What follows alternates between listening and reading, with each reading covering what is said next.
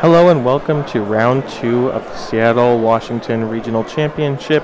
My name is Kenny Wisdom, and on your screen we have Chase Nieman and Sorina Radu. You might know Chase because he is a founding member of On the Bubble. No longer participating in making content, really, but one of my very best friends in the entire world. And on your right we have one of my very good friends as well, Sorina Radu, 2015 World Championship invitee. She has really broken out this year. I think she's in the top 32 rankings in the U.S. Doing a lot of work. Really solid performances, and like I said, really this is really her breakout year. Chase gonna start things off with a double acro bike after opening a Jirachi EX. Never really what you like to see.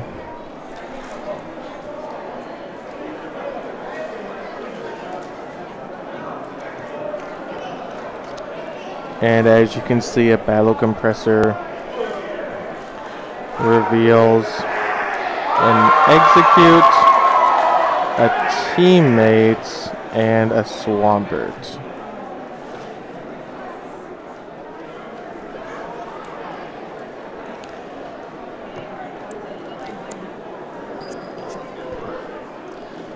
There's a DCE on the Jirachi.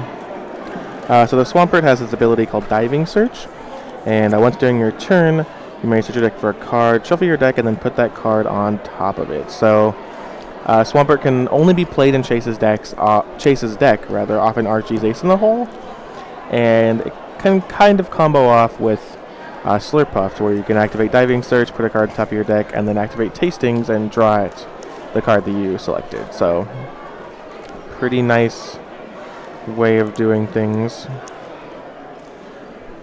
And this Swampert also does have an attack that's 40 plus 30 for each additional water energy, but that's not going to come into play too much here. And Chase with retreating into the Seismitoad. Sorina should be at 1 damage counter off of the poison. Not sure if retreating there is actually the best bet. You've already committed the energy, and though you do fear things like a Team Flare Grunt or an Enhanced Hammer, you don't want to open yourself up to getting attacked here. Can't really happen with the Yveltal, but a Mewtwo or another attacker could deal some damage, and it's probably fine. Not going to come back to bite him, most likely. Although a laser could actually come back to hurt him, but not definitely an interesting decision. One you really have to think about. And it looks like Sorina's playing a pretty basic Yveltal deck. Heavy Yveltal, a few Darkrai, some non-EX Yveltal in there. As you see, a Seismitoad. Oh, it looks like Sorina is going to get the... Oh yeah, she does. Wow. So she does have the turn 1 Quaking Punch, ending Chase's hand away. Both players are drawing 6, so not too big of a deal there, but wow, that escape rope just punished Chase, taking... Now he has a Jirachi stuck active, no energy on the board. He's not going to be able to play a Float Stone or any kind of switching cards next turn to get the Jirachi out, and the Jirachi will, unless he can retreat it, will get knocked out. Quaking Punch for 50 plus Quaking Punch for 50 equals Jirachi knockout, so excellent start by Sorina.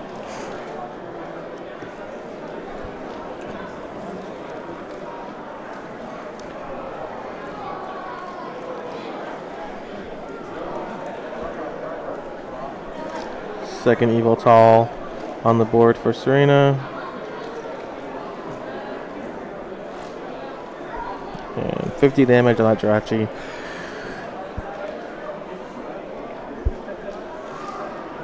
Chase plays a Seismitoad of his own. Well, and is just forced to pass back. This could spell the game for Chase. If he has actual nothing going on, Sorina has the Seismitoad fully built up. She has at least 1 more Dark Energy in her hand to be able to attack with the Yveltal. And I think if I'm Sorina here, I probably just attack and pass. There's no reason to discard DCEs and Darks when you can just sit back and attack for a bunch of turns. Chase draws an Acroback off the top of his deck, tries to play and realizes that it's an item. Nothing he can really play, so Chase is going to go ahead, and concede the match, doing some theatrics here. Concede the game, rather, and we're going to go ahead and move to game 2. So a little bit of an early concession there by Chase. I'm never one to concede. I'm really never one to concede. I think that as long as time isn't on the line, which time is always, going to pressure you, but with an extra 10 minutes here, not as big of a deal. But I'm always one for just making your opponents earn it. They can always mess with it. They can always do something. And it looks like Chase is going to go ahead and concede the match. Sorina is a good friend, so just going to go ahead and move Sorina to 2-0. Sorina is battling. I think she's in the top 32 right now for points. So we're looking at she's looking at trying to get some money at Nationals, maybe even moving to the top 16 if she can. I think she's right outside the top 32, looking to move into the top 32. So Chase is going to go ahead and concede there. Not really the best match to watch. All apologies for that. It did appear in that game that Sorina was going to take over. Chase just really had nothing. But so we're going to go ahead and we will be back for round 3.